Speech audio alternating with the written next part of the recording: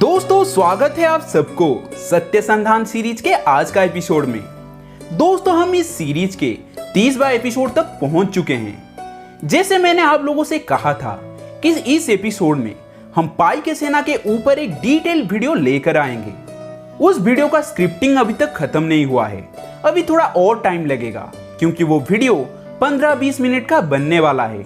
इसीलिए मैंने सोचा कि एक दूसरे वीडियो अभी ले आता हूँ, बाद में वो वीडियो लाएंगे। खैर दोस्तों एक बात मुझे कमेंट में बताइएगा, हम बचपन से सुनते आ रहे हैं कि इसने उसको श्राप दे दिया, इसको उसने बद्दुआएं दी। क्या श्राप और बद्दुआएं वाकई काम करते हैं? दोस्तों मैंने भी बहुत बार सुना है, बेसिकली गांव में जब दोनों के बीच झगड़ा हो जाता है तब एक दूसरे को श्राप या बद्दुआएं देने लगता है। कुछ ऐसे भी घटना है जो हमें विवश करता है उसके ऊपर यकीन करने के लिए। तब हम मन ही मन बोलते हैं हाँ कुछ तो है। आज की कहानी एक ऐसी ही सच्ची घटना पर आधारित है। दोस्तों बहुत से चैनल हैं जो YouTube में अंधविश्वास को फैला रहे हैं, हालांकि हम हिस्टोरिकल गुरुजी चैनल में सब ऐतिहासिक वीडियो डालते हैं जो आपको एग्जाम में मदद करेगा। पर यह वीडियो पहला वीडियो होगा जिसे यकीन करने में मैं खुद विवश हो गया, मुझे यकीन करना पड़ा। खैर ज्यादा प्रतीक्षा ना करवाते हुए चलिए शुरू करते हैं आज की इस बेहतरीन एपिसोड को।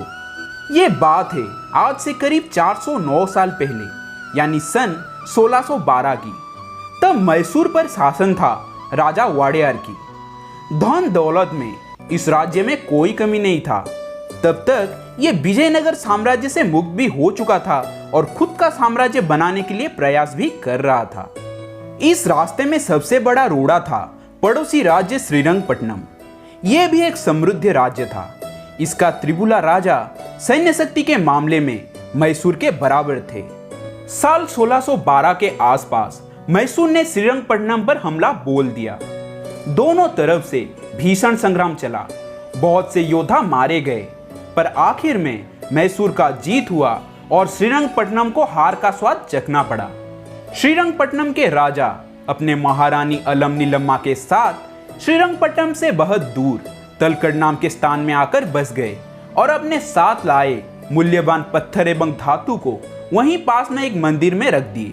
कुछ दिनों के बाद उनका देहांत हो गया। जब उनका देहांत हुआ तब मैसूर के राजा को भी ये बात पता चल गया और वे अपने सेना को तलकड़ में भेज दिए। मैसूर के सेना तलकड़ में पहुंच चुके थे और वे रानी को वो सब मूल्यवान पत्थर और धातु मांगने लगे, पर रानी वो सब देने के लिए साफ मना कर देती हैं। इस बात से गुस्साए मैसूर के सेना मंदिर में जबरन घुसकर सारा खजाना लूटने लगे। तभी रानी अलम नीलम्मा वहां पे जो सेनापति और सैन्य खड़े थे उनको एक बात बोली। वो वाक्य, वो लाइन बेसिकली एक श्राप था। रानी बोली, तुम सब जबरन हमारे संपत्ति को लूट के ले जा रहे हो, मैं जीते जी ये सब नहीं देख सकती, इसलिए मैं मरने जा रही हूँ। पर एक बात का ध्यान रखना, इस संपत्ति को भोग करने वाला वारिस तुम्हारे राजवंश में कभी पैदा नहीं होगा। ये बोलकर रानी काबेली नदी में छलांग मार के अपने प्राण त्याग देती हैं। खजाना लेकर सेना मैसूर लौट गया, पर मैसूर में कोई इस बात को गंभीरता से नहीं लिया। कुछ दिनों बाद राजा वाडियर का देहांत हो गया। फिर उनके बेटे राजा बने, पर उनका कोई संतान नहीं हो रहा था। लोग सोचे कि यह महज एक इत्तेफाक है, श्राप व्राप कुछ नहीं। फिर राजा अपने भतीजे को राजगद्दी में बिठाए। उनका विवाह हुआ, पर यहाँ भी समान समस्या उत्पन्न हुआ। जब 2-3 जनरेशन तक ऐसा ही चलता रहा तब लोगों को रानी का श्राप याद आ गया। अब वे सब धीरे धीरे इस बात पर यकीन करने लगते हैं और इन सब में सबसे ज्यादा डरे हुए थे शाही परिवार। बहुत से पंडितों को बुलाया गया और तय हुआ कि रानी अलम नीलम्मा को माफी मांगा जाएगा और रानी की एक प्रतिमा मैसूर की राजमहल में स्थापन किया जाएगा। यह सब किया गया, पर कोई फायदा नहीं हुआ। जो भी राजगद्दी में बैठा उसका संतान नहीं रहा। यूं ही 26 पीढ़ी तक चलता रहा और आया साल 2015। इसी साल अभी जो राजा हैं यदुवीर कृष्णदत्त वाडेयार, उनका राज्याभिषेक हुआ। इनको गोद लिया गया है और उनके पूर्व जो राजा थे श्रीकांत दत्त नरसिंहराज वाडेयार, उनको भी गोद लिया गया था। पर गजब तब हुआ जब हाल ही में राजा यदुवीर जी का एक बेटा पैदा हुआ। ये बात खास इसलिए है कि 409 साल में किसी राजा को खुद का एक संतान प्राप्त हुआ था। इसीलिए चर्चा चल रहा है कि रानी की जो श्राप थी, क्या वो अब हट चुका है?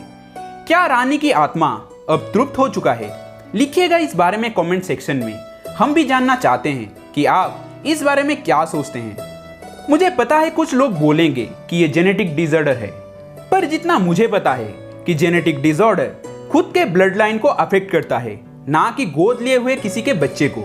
हाँ दोस्तों, और एक बात, जो भी गद्दी में बैठ रहा था, चुन चुन कर उसका ही बच्चा नहीं हो रहा था, पर बाकी उनके परिवार में सबको बच्चा हो रहे थे। तो इसको जेनेटिक डिसऑर्डर में जोड़ना सरासर गलत होगा। दोस्तों लिखिएगा इसके बारे में कि आप इस घटना के बारे में क्या सोच रहे हैं। क्या इसके पीछे रानी का श्राप था या फिर कुछ और? खैर, इसी नोट के साथ वीडियो को करते हैं अंत। वीडियो कैसा लगा आप हमें जरूर बताइएगा। खैर चलता हूं और मिलता हूं आपसे सत्यसंधान सीरीज के अगले एपिसोड में। तब तक जय हिंद, जय भारत, जय जगन्नाथ।